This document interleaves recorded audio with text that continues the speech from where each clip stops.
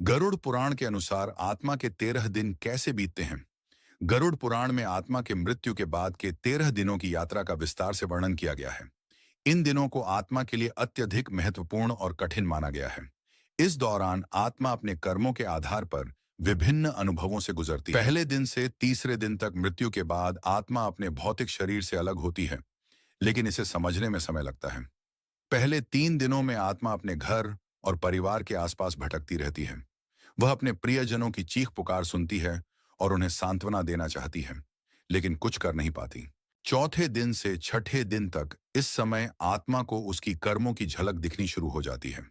इसे अपने अच्छे और बुरे कर्म स्पष्ट रूप से दिखाई देने लगते हैं।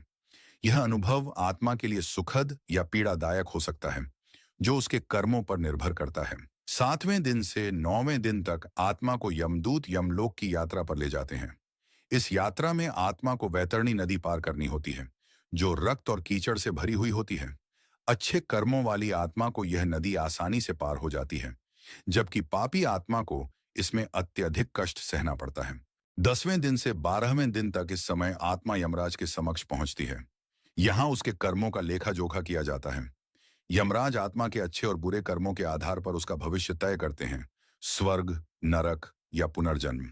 13वें दिन का महत्व। 13वें दिन परिवार द्वारा आत्मा की शांति के लिए श्राद्ध और पिंडदान किया जाता है।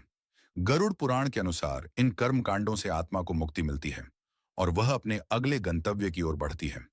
यदि ये संस्कार सही ढंग से न किए जाए, तो आत्मा को मुक्ति प्राप्त करने में बाधाएं आ सकती हैं।